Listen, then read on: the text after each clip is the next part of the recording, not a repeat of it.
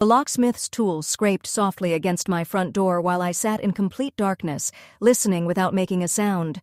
It was 9 o'clock on Christmas Eve, and the house was cold because I had deliberately left it that way. I already knew who was standing on my porch. I recognized the headlights outside, and I knew the sound of my brother's laugh whenever he believed everything had gone exactly according to his plan. My parents were there, and so was Travis. But what they had brought with them that night was far more troubling than the locksmith trying to open my door. Welcome back to Calm Drama Stories. My name is Charlotte, and I'm 36 years old. This is the story of every Christmas my family left me outside their circle, and the one Christmas they decided they had the right to enter my home without my permission. Anyone who has ever felt like the empty chair at someone else's table will understand this story. Share your thoughts in the comments, and remember to subscribe. For 20 years, my family claimed there was never enough room for me at their table.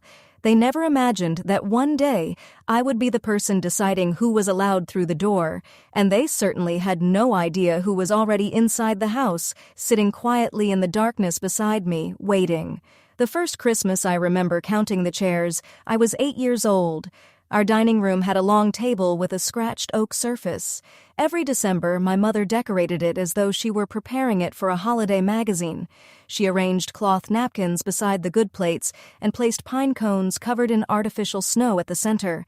That year, I counted every place setting because even at 8 years old, I had already learned to pay attention to numbers. There was a chair for my father, one for my mother, and one for Travis, who was 4. There were 2 places for my grandparents and another for my aunt. Then the table ended.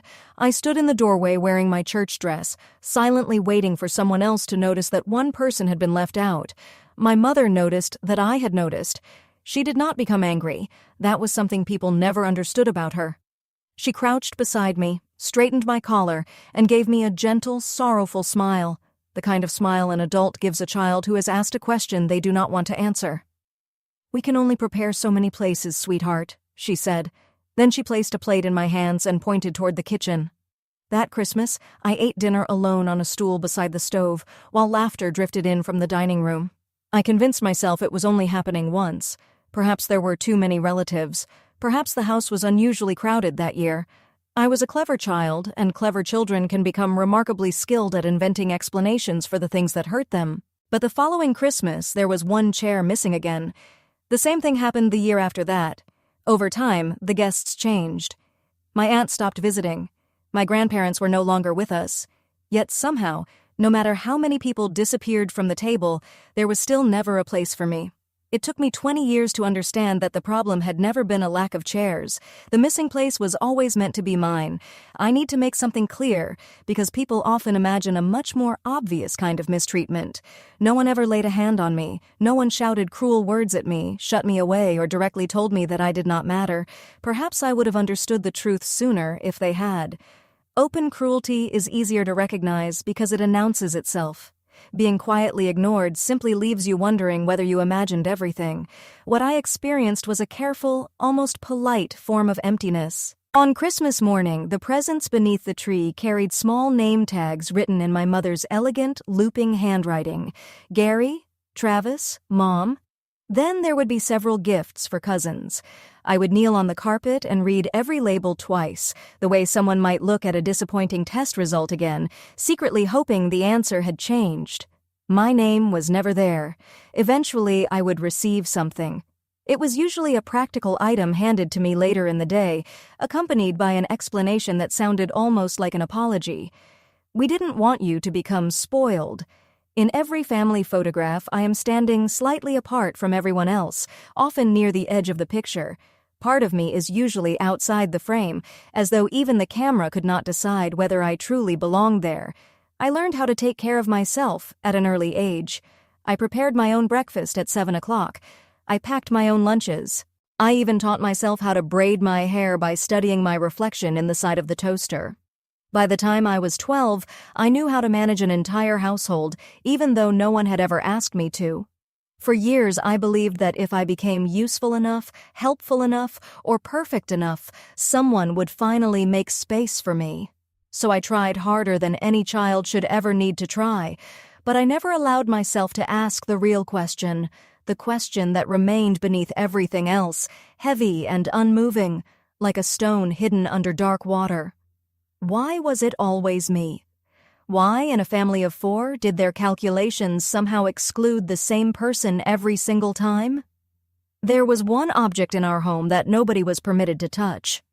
A small silver picture frame sat on my mother's dresser, turned slightly toward the wall. Inside it was a photograph of a pale yellow hospital blanket, carefully folded as though it had once been wrapped around a newborn child. No baby could be seen in the photograph. There was only the blanket and my mother's hands. I asked her about it once. I think I was 10 years old. My mother removed the frame from my hands with such speed and gentleness that I never dared to ask about it again. "That isn't meant for little hands," she said. Every December, usually around the middle of the month, something inside her seemed to change. It was not the kind of sadness anyone could easily describe. She simply became distant, as though her thoughts had carried her somewhere the rest of us could not follow. She would forget to prepare dinner. She would sit beside the window while the coffee in her cup slowly turned cold. During those days, my father moved through the house more carefully, lowering his voice and stepping softly, as though one wrong sound might disturb something fragile. I did not have the language to understand it then. All I knew was that my mother always seemed furthest away just before Christmas. Her distance arrived like a retreating tide, quietly pulling back before returning with enough force to sweep me away. The missing chair at the table, the silent figure beside the window, the silver frame turned toward the wall. Even as a child, I sensed that these things were connected. Somewhere inside my mother was a locked room I had never been allowed to enter, and it felt as though I had been born waiting outside its door. Children often believe that anything wrong in their family must somehow be their fault. I was no different. More than 2 decades would pass before I discovered what the yellow blanket truly represented. When the truth finally came out, it explained everything, but it excused nothing. I left home the day after my 18th birthday in the spring of 2007. I had prepared for that moment the way someone prepares for an escape from a place that no longer feels safe. I saved every bit of babysitting money I earned. I kept the lunch money I could avoid spending. I spent one summer serving ice cream and an entire winter clearing snow from driveways. By the time I turned 18, I had saved $1,100, rolled tightly inside a sock. I also owned a worn-out Corolla that had cost me $400. I packed a single duffel bag. Inside were a few clothes, a toothbrush, my high school diploma, and the only photograph I owned in which I stood directly in the center. It had been taken by a friend's mother, someone who had no idea that my family seemed to have unwritten rules about where I was allowed to appear. Nobody tried to stop me. My mother stood at the sink. My father continued reading his newspaper. Travis was 14 by then, and already treated as though no rule could touch him. He did not even look away from the television. "Call when you arrive wherever you're going," my mother said. That was our entire goodbye. I drove for 3 hours before pulling into the parking lot of a diner beside the highway. I sat in the car and finally allowed myself to cry. It happened only once, but when it came with everything I had been holding back for years. Then I wiped my face, walked inside, ordered eggs, and made myself a promise over what may have been the worst cup of coffee in all of Ohio. One day, I would own a home, a real home. It would have a solid door, a reliable lock, and my name written on the deed. No one would ever again be able to tell me there was not enough room for me. I had no idea how I would make it happen. I only knew that someday I would. I left that house at 18 with one bag and one promise. I would build a life no one could shut me out of. Anyone who has ever packed a bag like that already understands the feeling. Stay with me, share your story in the comments, and subscribe. My new life began with a bucket. That is not a figure of speech. I started cleaning houses with a yellow plastic bucket, a box of old rags, and a handful of supplies purchased from a discount store. My first customer was an exhausted single mother who was struggling to keep up with her home after working double shifts. I cleaned her kitchen with so much care that she became emotional when she saw it. She recommended me to 2 friends. Those friends recommended me to 2 more. During that first year, I spent more nights sleeping in my Corolla than I care to remember. I parked behind a grocery store, lowered the seat as far as it would go, and covered myself with a blanket from a second-hand shop. For $9 a month, I joined a gym so I would have somewhere to shower. Every dollar I earned was divided among 3 jars. One for fuel, one for cleaning supplies, and one for the home I promised myself I would someday own. There is something you should understand about growing up as the child who was never considered good enough. You become terrified of making mistakes because somewhere inside you, failure feels like evidence that everyone who doubted you was right. So I went far beyond what anyone expected. I cleaned baseboards no customer would ever inspect. I returned to correct tiny details nobody had mentioned. I worked when I felt unwell. I worked when I could barely keep my eyes open. I worked during holidays because the pay was better, and because I had nowhere else I was expected to be. That determination made me exceptional at my job. It also pushed me close to my limit more than once. By the age of 25, I had hired my first 2 employees. By 28, I had a proper office, a professional logo, and a company name, Booth Home Care. We offered more than ordinary cleaning services. We looked after homes while their owners traveled. We managed move-outs. We helped older clients care for properties they could no longer maintain alone. Without realizing it at first, I had built a business around the very thing I had spent my childhood longing for. A safe place where people were valued, a place where nobody was left in a doorway, silently counting chairs and wondering why there was no seat for them. You might think that becoming an adult would have changed my relationship with my family. It did not. On the first Christmas after I left, I called home from a payphone outside the grocery store where I sometimes parked at night. My mother sounded surprised to hear my voice. A moment later, she seemed distracted. I could hear music, conversation, and laughter behind her. "Are you having a party?" I asked. They were. It was a Christmas gathering, and no one had told me about it. "Oh, it's only family and a few neighbors," she replied. Her voice was the same soft, patient voice she had used when I stood in the doorway wearing my church dress. "We can only prepare so many places, sweetheart. You understand." I was 19 years old and 3 hours away. Yet I still answered, "Of course, I understand." After that, I called less often.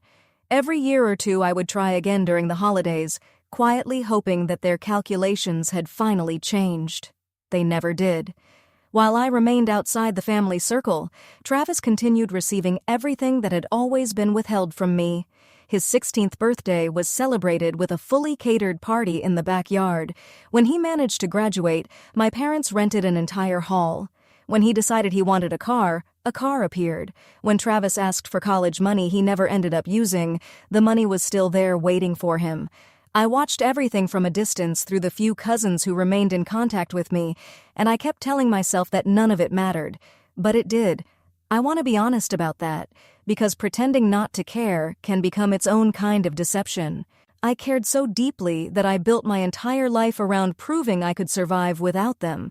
Yet every December, when the same holiday songs returned to the radio and the stores decorated their windows with familiar lights, I became 8 years old again. Once more, I was standing in the doorway wearing my church dress, counting the places at the table and realizing there was still one missing. The pain never completely disappeared. I simply learned how to live around it. I should explain more about my brother. Travis was 4 years younger than me, but although we grew up under the same roof, it often felt as though we had been raised by entirely different families. While I learned to take care of myself, Travis learned that someone would always be there to take care of him. When he damaged something, it was replaced. When he struggled at school, someone found an explanation for him. Whenever he wanted something, the answer usually began with yes. It only changed when my father was too exhausted to argue. Travis grew up believing one thing more strongly than anything else. No matter what happened, the world would provide him with a comfortable place to land. As an adult, he became someone who constantly began new ventures but rarely followed them through. First, there was a lawn care company that quietly disappeared. Then came a vending machine route that lasted even less time. After that, he launched a consulting business that appeared to consist mostly of a professional-looking website and an expensive leased truck. Whenever one of his plans collapsed, my parents covered whatever remained unpaid. Each time, they gave up another piece of their own financial stability and called it support. Most of what I knew came through our cousin Patty, who seemed unable to resist giving me regular updates about the family. "Your parents rescued Travis again," she would say as casually as someone discussing the weather. That boy could fall into a lake and somehow climb out carrying dinner. But eventually, even their resources began to run low. The last update I had received was that Travis had married a woman named Megan. Together, they had purchased a house far beyond what they could comfortably afford and filled it with even more things they could not truly pay for. Beneath all those rescues and comfortable landings, a much larger problem had been quietly growing. It was not the kind of problem that disappeared simply because our mother wrote another check. At the time, I did not know the exact amount. I had no idea how serious his situation had become. But I knew my brother, and I knew that someone raised to believe the world owes him something will eventually try to collect it from the person who appears to be doing best. The last time I saw my entire family together before everything changed was at a memorial service. My grandmother on my father's side had passed away. She was the one relative who used to quietly place $10 in my hand and call me her second sunshine.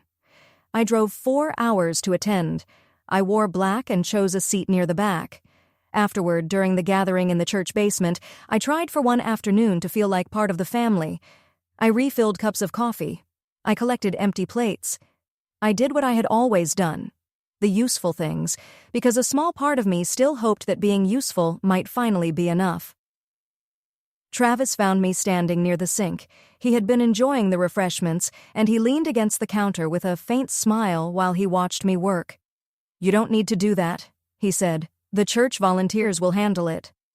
"I don't mind," I replied. He studied me for a moment. Then he said something I have never been able to forget. "You know you don't have to keep coming to these things, right? Nobody expects you to. You're not really one of us, Charlotte." He said it kindly.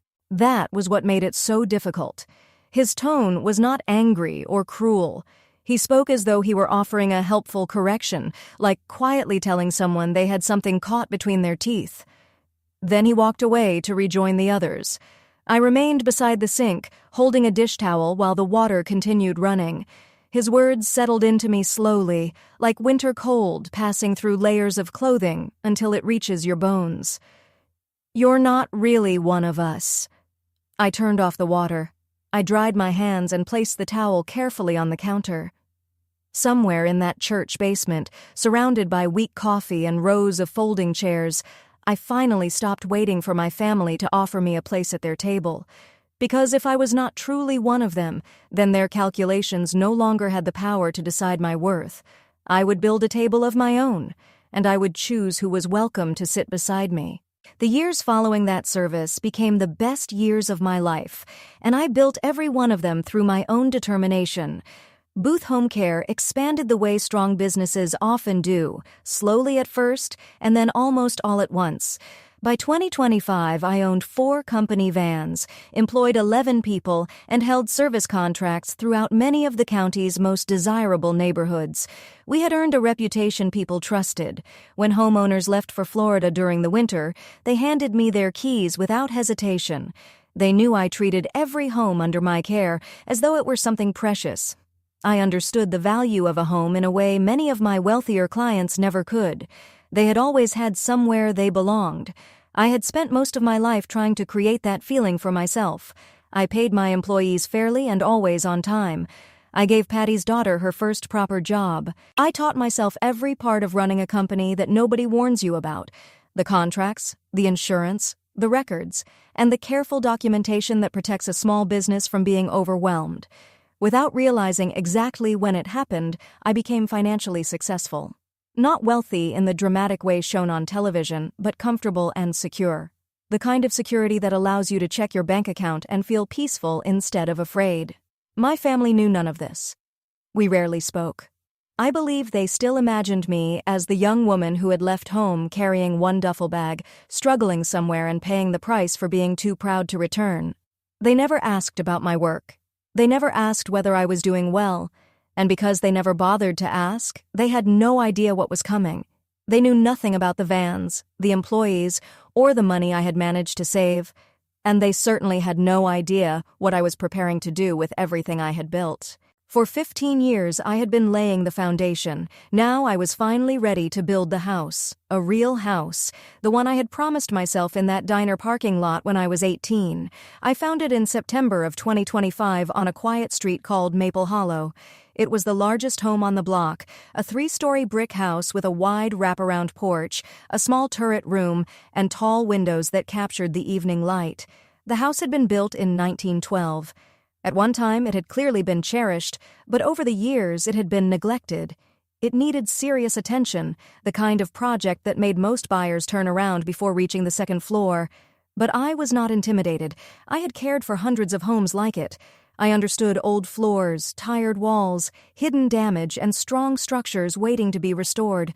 I knew how to look beyond what a house had become and see what it could be again.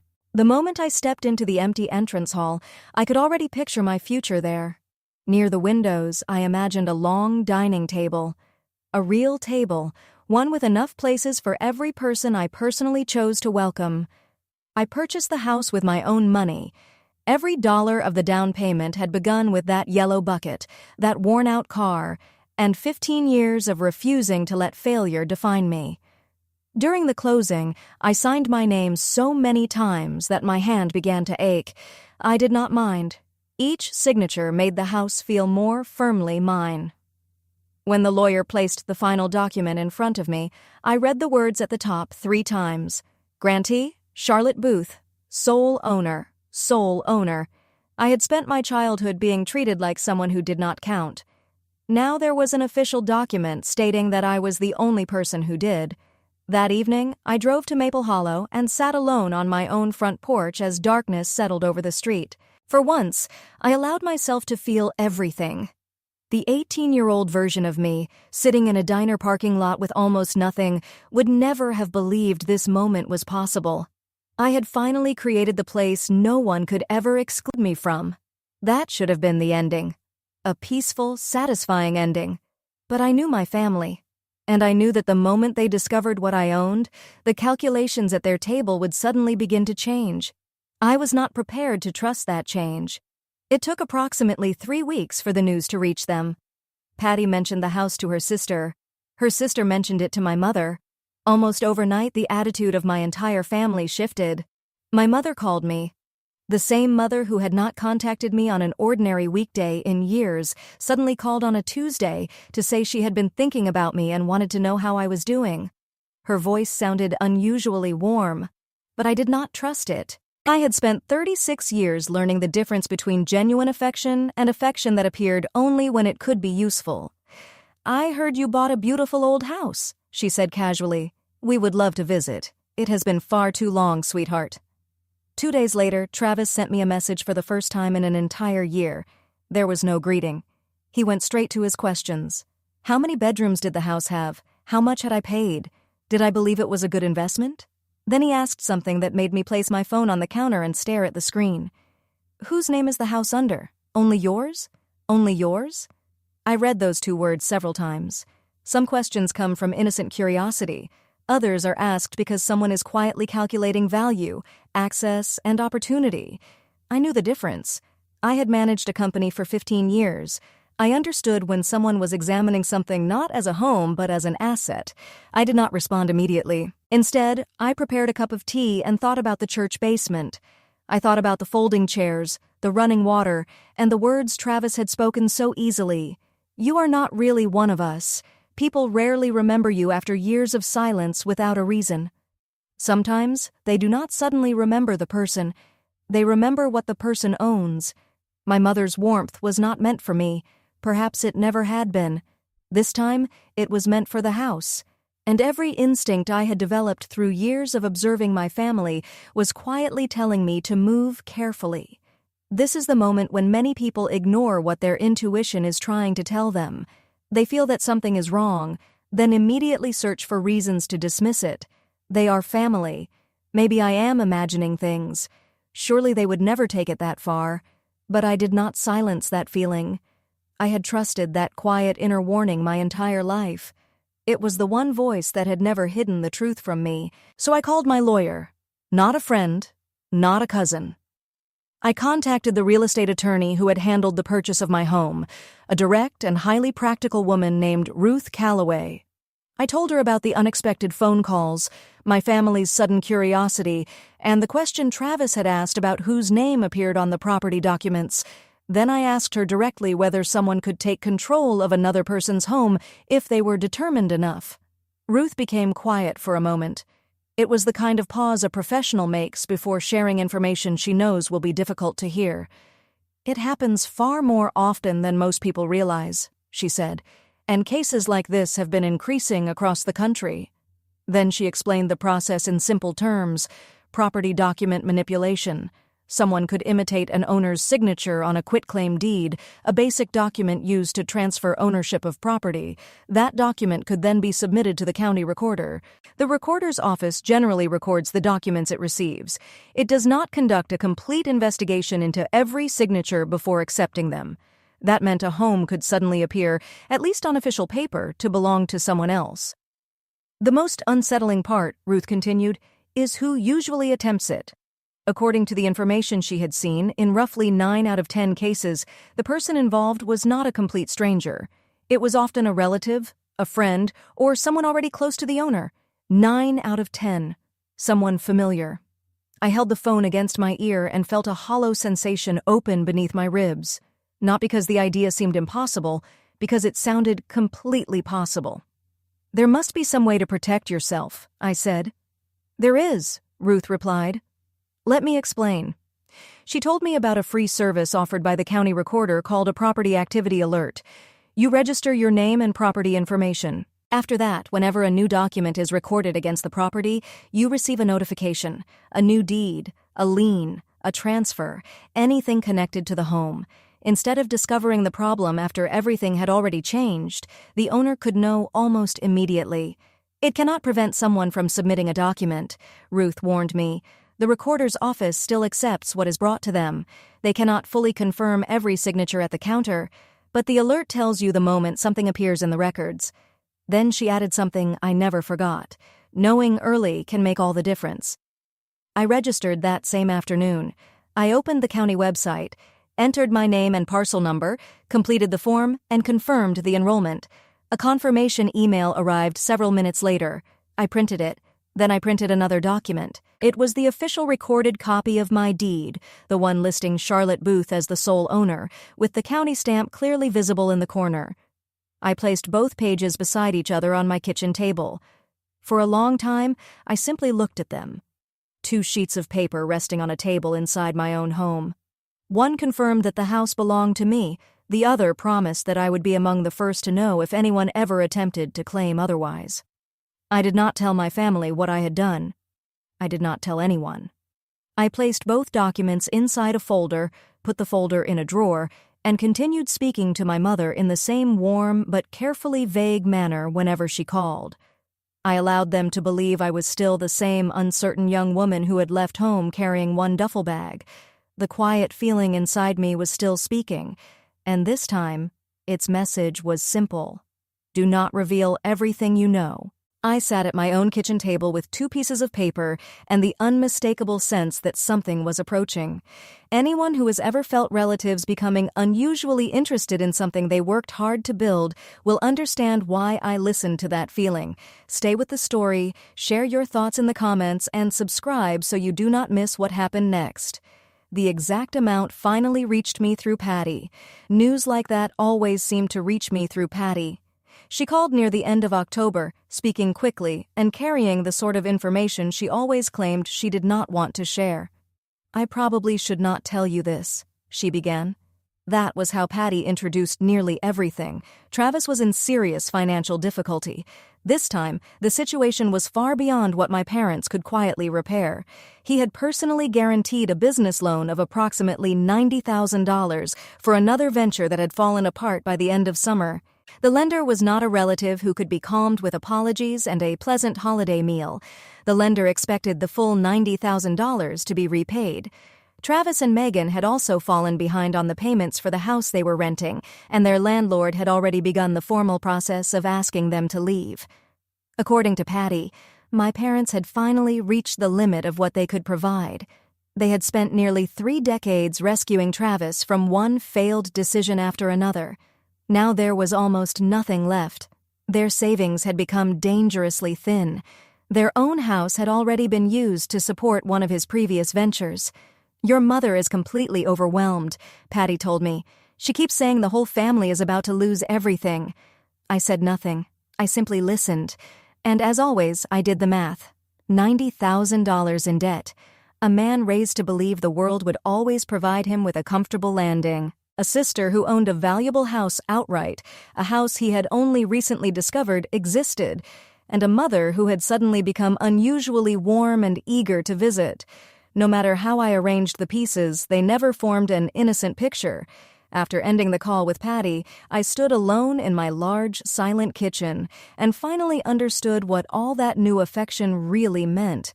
The phone calls, the questions, and my mother's repeated suggestions that they come see the house were not the beginning of a family reunion. They were gathering information. Somewhere, 40 minutes away, my brother was living in a rented house with a landlord demanding payment. He was staring at the only valuable property connected to the family that carried no debt and had no husband or partner standing beside its owner.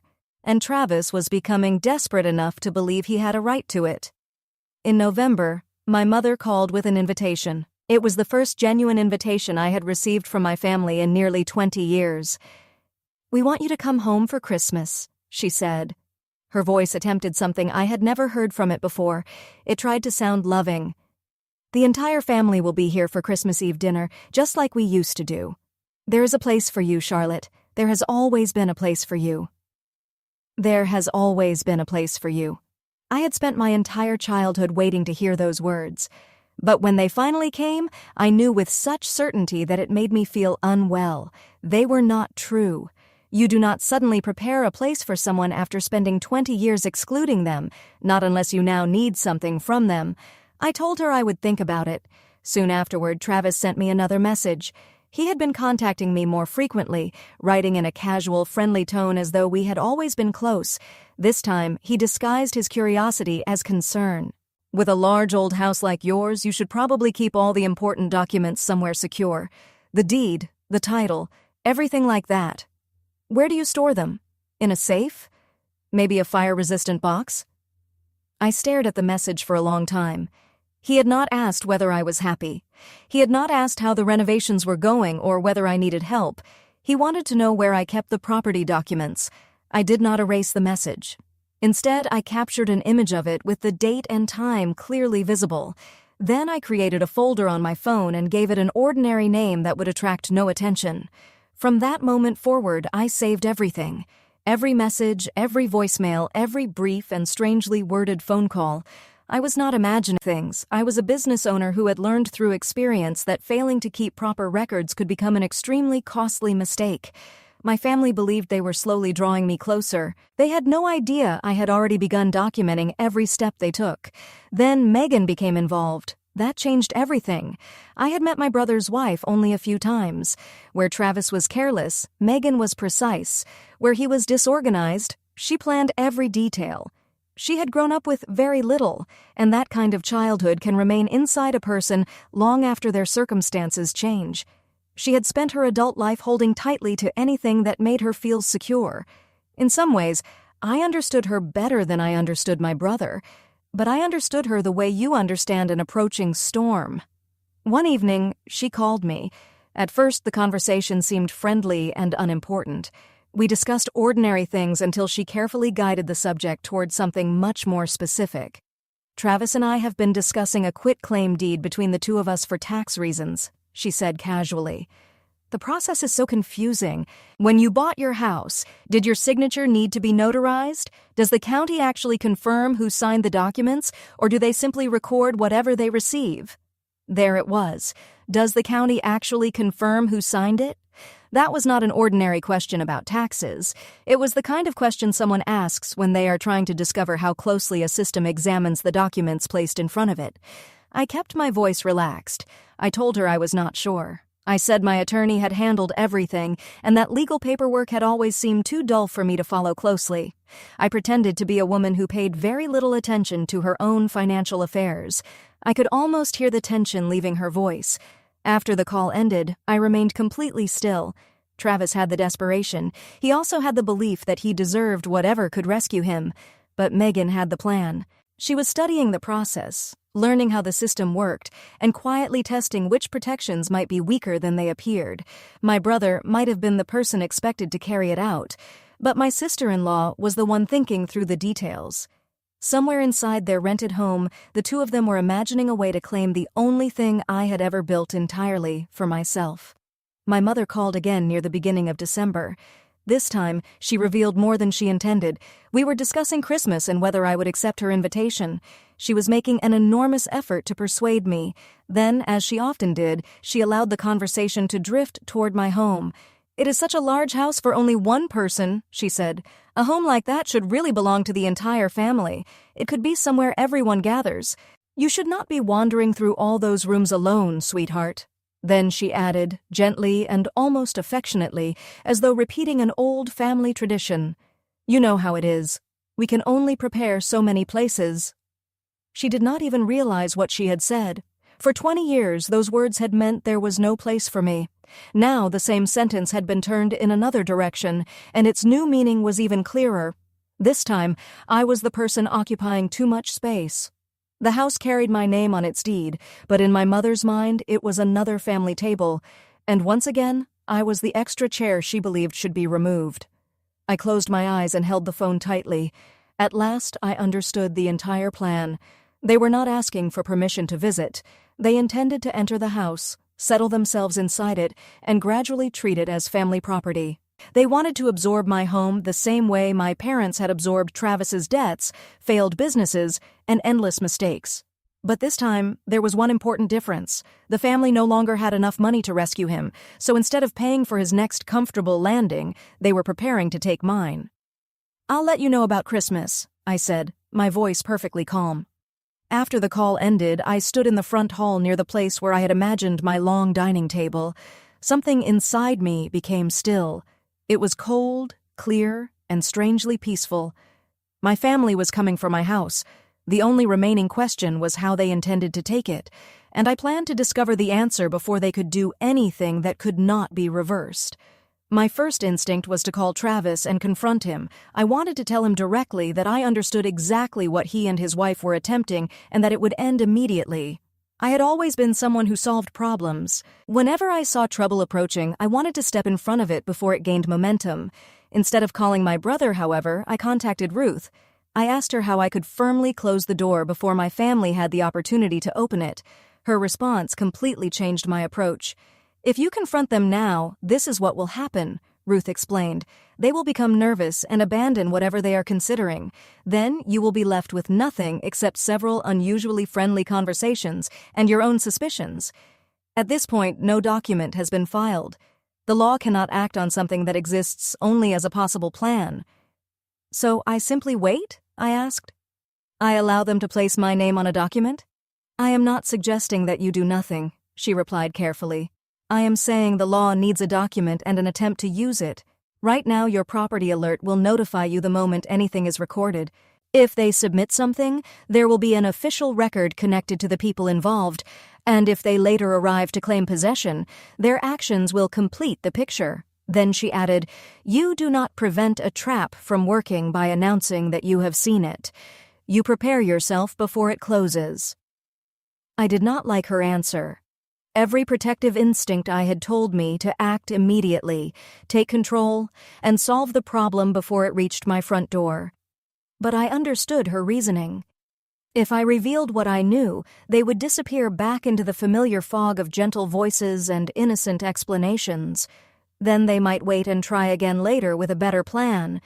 But if I continued playing the same unaware woman who had once left home carrying a duffel bag, they might become confident enough to reveal everything, and then I could end it permanently.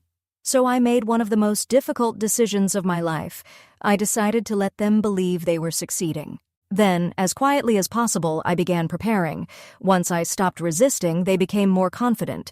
People often do when they believe no one is watching. The tone of Travis's messages changed. The friendly performance slowly disappeared, replaced by the impatience of someone who had already decided how the story would end and was simply trying to guide me toward his preferred conclusion.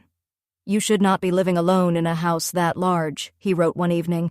"A place like that should belong to someone who actually cares about the family, not someone who left and forgot where she came from." There it was again, disguised in different language. Someone who left. It carried the same message he had delivered in the church basement. "You are not truly one of us, Charlotte."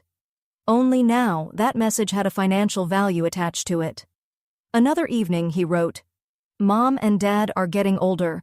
That house could protect the entire family. Maybe you should think about someone besides yourself for once." I studied each message as carefully as I would have studied formal testimony. I saved an image of everyone. I recorded the dates and times. Without realizing it, Travis was creating a detailed record of his own motives, one message at a time, and I allowed him to continue. Ruth had taught me that the strongest evidence is often the evidence another person provides without being asked. My replies remained warm and deliberately uncertain. "I understand what you are saying. We can discuss it after the holidays. It is a big decision, and I need time to think." Every response gave him just enough encouragement to believe I was beginning to soften. Inside, I was doing nothing of the kind. Every demanding message still touched the same old injury. The doorway, the church dress, the table where the numbers always left me out. But that old pain no longer made me powerless. It made me certain, and certainty does not need to shout. It can be quiet. It can be patient. I closed the folder on my phone and waited for the notification I had known would eventually come. It arrived on Wednesday, the 3rd of December, at 4:47 in the afternoon. I was sitting in my office reviewing the schedules for our cleaning routes when my phone vibrated with an email I had been expecting since October. The subject line was formal and emotionless, yet the moment I saw it, everything inside me seemed to stop. "Property activity alert. A new document has been recorded against your monitored property." I slowly placed my pen on the desk. Then I opened the email the way someone opens a door while already knowing another person is waiting on the opposite side. A new document had been officially recorded with the county earlier that afternoon. Document type, quitclaim deed. Property parcel. Mine. Then I reached the section that made the room feel completely silent and unbearably loud at the same time. Grantor, Charlotte Booth. Grantee, Travis Booth. According to the county's official records, I had transferred my home to my brother, but I had signed nothing. I had spent the entire day inside my office, surrounded by employees and attending scheduled meetings. Someone had placed my name on a property document and submitted it to the county recorder. Just as Ruth had warned me, the office had accepted the document, stamped it, and entered it into the public record without confirming that the signature truly belonged to me. For a long moment, I simply stared at the screen. My family had spent 20 years removing me from their calculations. Now they had used a single piece of paper to remove me from my own home. You might expect me to say that I was overwhelmed with anger. Perhaps I should have been. Instead, I felt something entirely different. Clarity. Cold, complete, and almost peaceful. The plan I had prepared for, without fully allowing myself to call it a plan, had finally begun unfolding. They had created an official document connected directly to their names. Now I had work to do. The following morning, I drove to the county recorder's office and requested a certified copy of the new deed.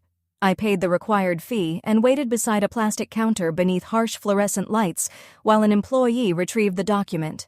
Then she handed it to me. For the first time, I held the page that claimed my home no longer belonged to me. I forced myself to read every line. There was my name, Charlotte Booth, written in handwriting that was supposed to resemble mine, but it was not my signature. Whoever had created it had clearly studied something I had signed before, perhaps an old Christmas card, perhaps a document Travis had once been able to see. They had copied the shape of the capital C fairly well. Everything after that was wrong in small ways only I would recognize: the angle of the T, the curve of the H, and the rhythm of the letters. It looked like the work of someone who had practiced enough to convince a stranger, but not nearly enough to convince me. Beneath the signature was an official notary stamp and another signature confirming that I had appeared in person and agreed to the transfer willingly. None of that had happened. I had never met the notary whose name appeared on the page. I stood inside that quiet county office holding evidence of the most serious betrayal my family had ever attempted. I did not cry. I did not call Travis and raise my voice. I had learned long ago that shouting is often what people do when they feel they have no other form of control. This time I had options. I took out my phone and photographed every page. I recorded the filing number, the date, and the name of the notary. My mind had already begun arranging the evidence the same way I had built everything else in my life, one careful piece at a time.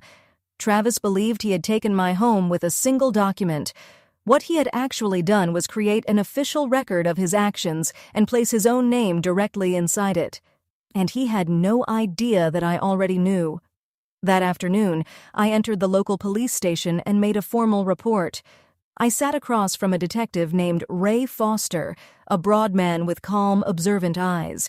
He had the expression of someone who had spent years watching families do things to one another that strangers would never consider. I presented everything in order. The original deed naming me as the owner. The newly recorded document containing a signature that was not mine. The notary I had never met. The dated images of Travis's messages. Megan's questions about whether the county confirmed signatures. My mother's sudden interest in my life. And the $90,000 Travis desperately needed. Detective Foster listened without interrupting. When I finished, he leaned back in his chair. "Ma'am, in 20 years, I have rarely seen anyone arrive this prepared." "I own a business," I said. "I keep records." He explained that the situation was extremely serious. Placing another person's name on a property document and submitting false information to the county could lead to major legal consequences. This was not something that would simply disappear after an apology or a family conversation. He told me Ruth could submit a formal notice challenging the deed, marking it as disputed while she began the legal process of restoring the correct ownership record. Then he said the thing I had been thinking about since the property alert appeared on my phone. "A false document in the county records is significant," he said, "but the case becomes even clearer if they attempt to use it. When someone arrives and tries to take control of the property, people understand exactly what they intended to do." He looked down at his notes. "You said your mother has been trying to convince you to spend Christmas at their house?" "She has." "Then you should consider what your family might attempt if they believed your home would be empty." I looked at him. He looked back at me. And inside that small gray room, the final piece of the plan I had been unwilling to fully imagine quietly moved into place. There was something else I wanted, something the legal process alone could not give me. I wanted the truth to be seen. My family had spent my entire life reshaping reality behind closed doors. They decided who belonged, who mattered, and who would be left outside, always without witnesses. This time, I wanted witnesses. I wanted everything brought into the light. So I contacted the local newspaper. A reporter named Dana Whitfield had spent the autumn publishing a series about the growing number of disputed property transfers in our region. I had read every article. One sentence from her latest story had stayed with me. She explained that the most painful cases often involved someone the owner already trusted, someone who would normally have been welcomed through the front door. Dana and I met for coffee. I told her everything. My childhood, the missing chair, the company I had built, the house on Maple Hollow, the altered deed, and every message my brother had sent. She took notes for 2 hours. When I finished, she remained silent for a moment. "The fact that it is your own family is what people need to understand," she finally said. "Most people imagine a distant stranger doing something like this. Often it is a brother, a child, or someone who has already sat at your table." "Someone who never had room for me at the table," I said, "until I owned something they wanted." Dana asked whether she could be present if the situation reached a final confrontation. I told her I believed that might happen on Christmas Eve, and if it did, I wanted her to see it with her own eyes so no one could later claim that I had misunderstood, exaggerated, or invented what happened. She agreed. I now had 3 things my family never expected me to possess. Detective Foster understood the law. My evidence folder preserved the record, and Dana Whitfield could bring the truth into the open. All I needed to do was allow my family to reveal their intentions. Detective Foster and I met again during the third week of December to discuss what might happen next. He explained the situation with the same patience I used when guiding a client through an important contract. "Your brother now has a document carrying his name," he said, "but the document alone will not give him what he wants. Before he can quickly sell the property or use it to obtain money, he may try to make it appear that he is already in control of the house." "He would need to be inside," I said, "with the locks changed." "Exactly. He would want to look like the legitimate owner before you had time to challenge him. And the easiest way to do that would be to arrive when he believes the house is empty." Foster nodded. "That is the question. When would they be completely certain you were somewhere else?" Neither of us needed much time to find the answer. Christmas Eve. For 20 years, my family had repeated the same story about me until they accepted it as fact. Charlotte spent the holidays alone. Charlotte had nobody waiting for her. Charlotte was always somewhere far away, struggling quietly and unwanted. They had relied on that story for so long that it never occurred to them it might no longer be true. They had spent 2 decades turning me into the empty chair. Now the story they had created about me was about to become the very thing that exposed them. They would expect the large house on Maple Hollow to be silent and dark on Christmas Eve. In their minds, its lonely owner would be somewhere else by herself, because that was the only version of me they had ever chosen to see. "Megan will probably bring a locksmith," Detective Foster said. "They will want the locks changed so they can establish control. It is quiet, professional, and easy to explain. If a neighbor becomes curious, they can claim they are the new owners and show the deed." I thought about how determined my mother had been to bring me to their Christmas dinner. She had not invited me because she regretted the past. She wanted me far away from Maple Hollow on the exact night they intended to enter my home. I declined her invitation carefully, choosing words that would give her precisely the impression I wanted. "I think I'll spend a peaceful Christmas at home this year," I said. "I need some rest. You know how exhausting the season can be." There was a small pause on the other end of the line. I could almost hear her satisfaction. She believed I had just confirmed that I would be home alone, with no one nearby to notice what was happening. What I had actually confirmed was the date of their plan. On Christmas Eve, I made the house look exactly the way they expected an empty house to look, but inside, I prepared for something they never imagined. I parked my car 3 streets away and returned on foot beneath the cover of darkness. Every light remained off. Every window was completely black. From the road, Maple Hollow appeared silent and deserted, but the house was far from empty. Detective Foster was inside, accompanied by 2 uniformed officers positioned where they could not be seen from the front windows. Dana Whitfield waited upstairs in the turret room, her camera ready and her view of the entrance hall completely clear. Ruth had reviewed every part of the arrangement, and I sat in an armchair inside the dark front parlor, wearing my best coat and holding a folder across my lap. Inside that folder were 2 documents. The first was the properly recorded deed confirming that the house belonged to me. The second was the property alert enrollment proving that I had been notified the moment someone attempted to change the record. They were the same 2 pages I had placed beside each other on my kitchen table months earlier. One proved ownership, the other proved preparation. They had kept me steady through everything that followed. Now they would become the center of the evidence. My family had spent my entire life arranging a table where there was never enough room for me. That evening, in the darkness of my own home, I had arranged a gathering of my own. Every place was occupied. My family simply had no idea whom I had invited. 40 minutes away, 3 sets of headlights were already leaving a driveway in Renfrew and heading toward Maple Hollow. I heard their vehicle before the lights appeared. Tires moved slowly over the gravel of my long driveway.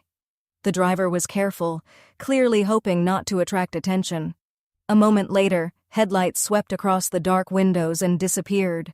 The doors opened. Quiet voices carried toward the porch through the cold December air.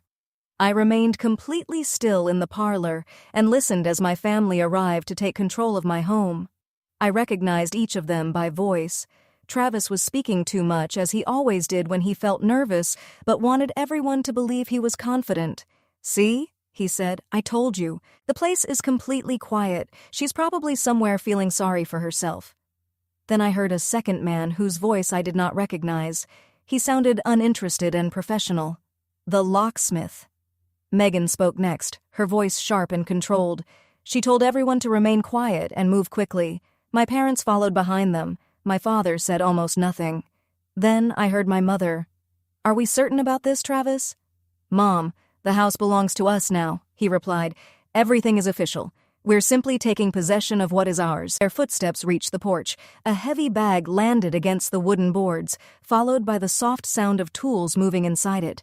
The locksmith examined the door. "Standard deadbolt," he said. "It should take about 2 minutes." Then came the sound of metal moving carefully inside my lock.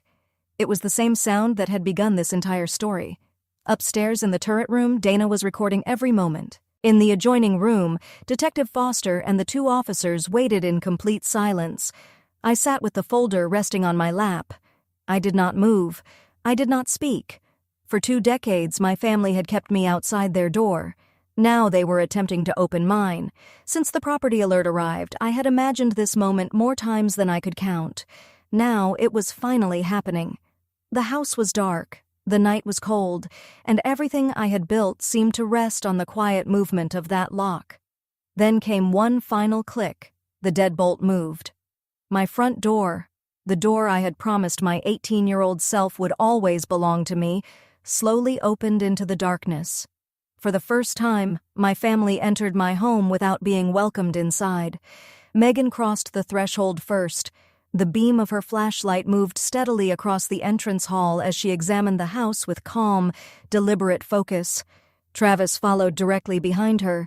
The moment he stepped inside, he stopped whispering. The confidence he had carried his entire life returned all at once. "Would you look at this place?" he said. His voice filled the dark entrance hall as though he already believed every echo belonged to him. He was carrying several pages in one hand. Then he raised them into the air. It was the disputed deed, the document bearing a signature that was not mine. He displayed it proudly as though it were proof of victory rather than evidence of what he had done. "All of this was given to her," he said, "and now it belongs to us." The locksmith remained near the doorway. He was beginning to look uncomfortable, as though he could finally sense that the situation was not what he had been told.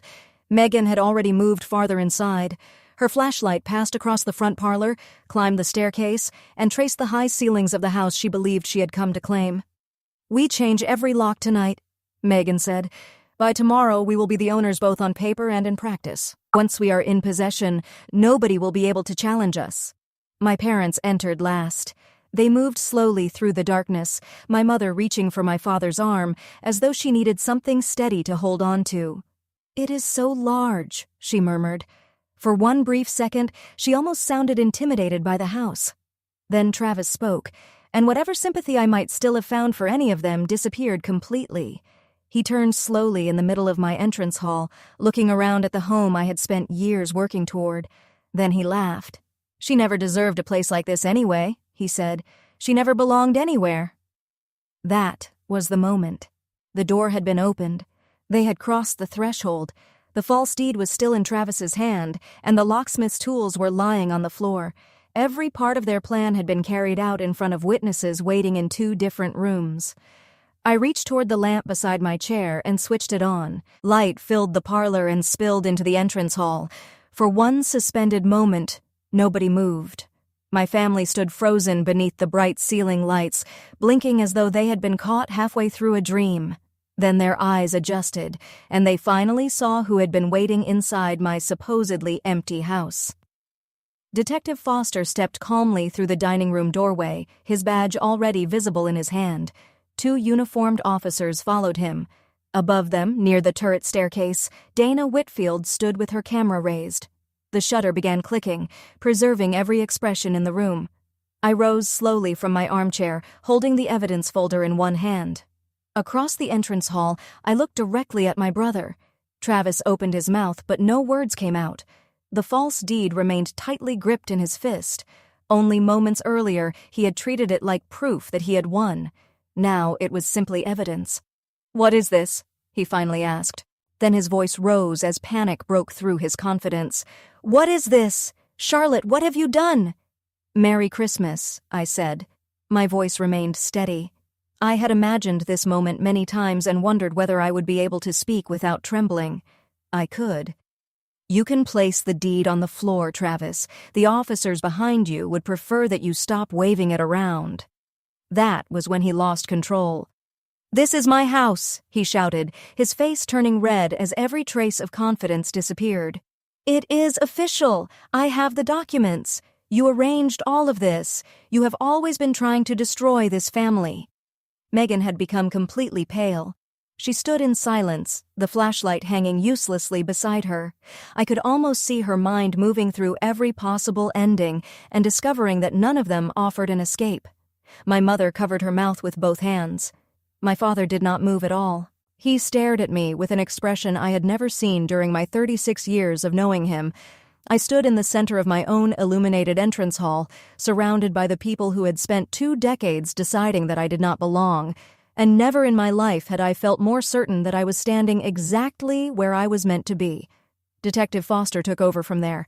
He spoke in the calm, measured way professionals often do, which only made Travis become louder and more unsettled.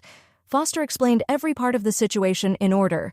He described the quitclaim deed recorded on the 3rd of December, which claimed to transfer the property from Charlotte Booth to Travis Booth. He pointed out that the document carried a signature I had never written. He explained that my property alert had notified me the moment the deed entered the county records. Then he referred to the saved messages in which Travis had repeatedly explained why he believed my home should belong to him. The locksmith had begun speaking quickly. He insisted that he had only been hired to replace the locks on a house he had been told already belonged to his client.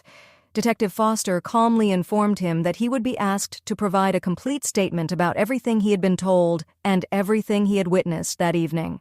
Then Foster turned toward my brother.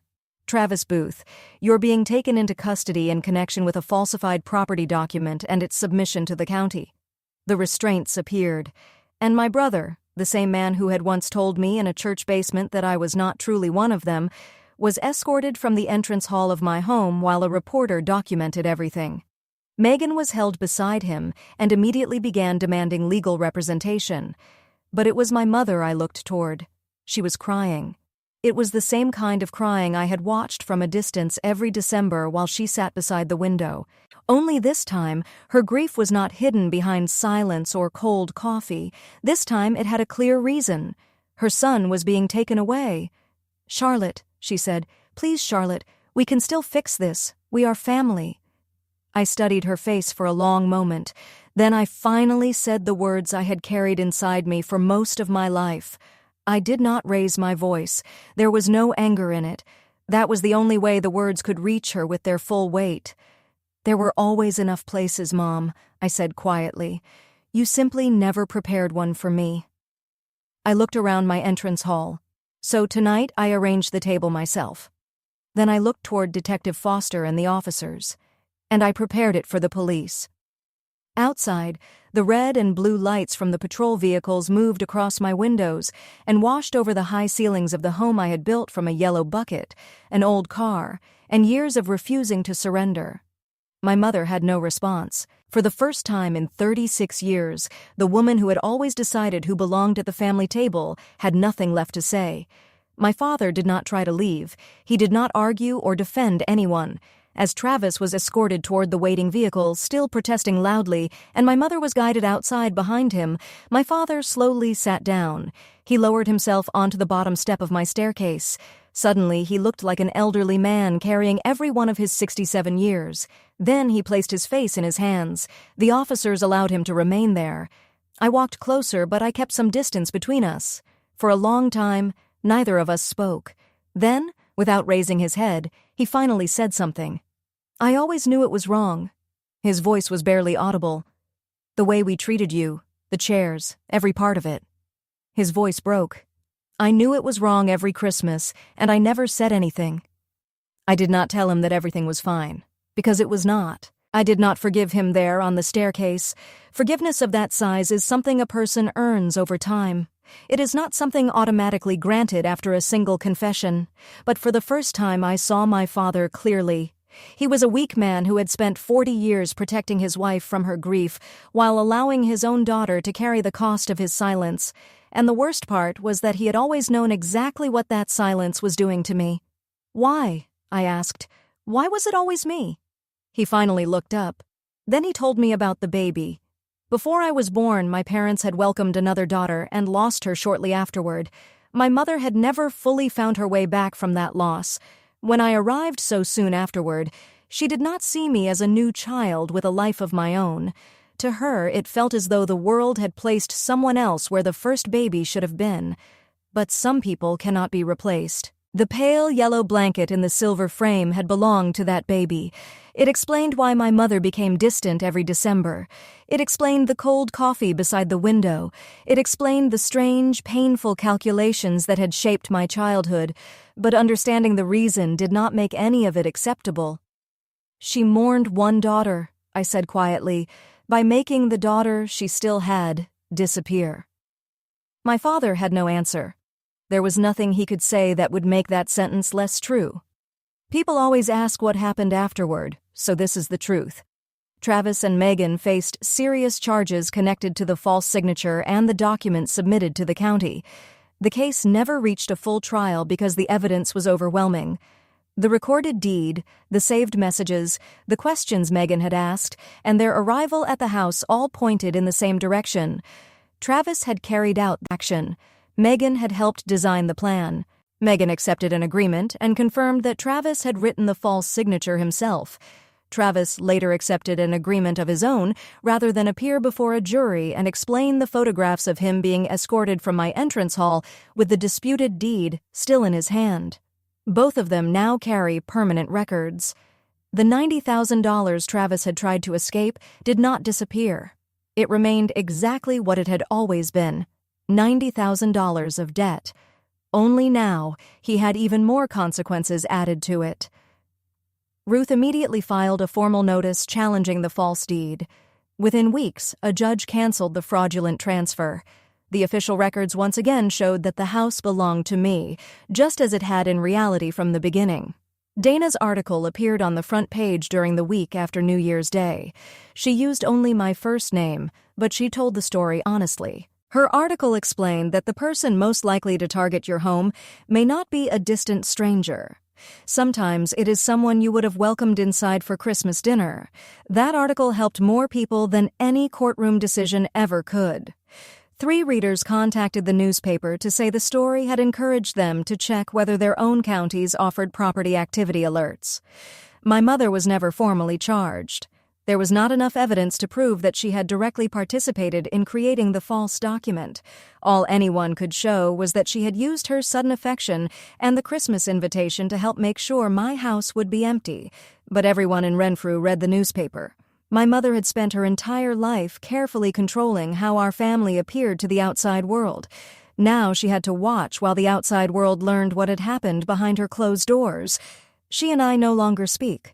My father writes letters to me now. They are real letters, written slowly in his unsteady handwriting. I read every one. I have not answered them yet, but I have not thrown them away either. As for the house, I replaced every lock the following morning with my own hands. Before I even made coffee, I confirmed that the property alert was still active. Then I hung a single stocking beside the fireplace. There was one name stitched across it. Mine. The following Christmas, I placed a long table beside the windows, exactly where I had imagined it during my first walk through the empty house. I invited the people who had truly shown up for me.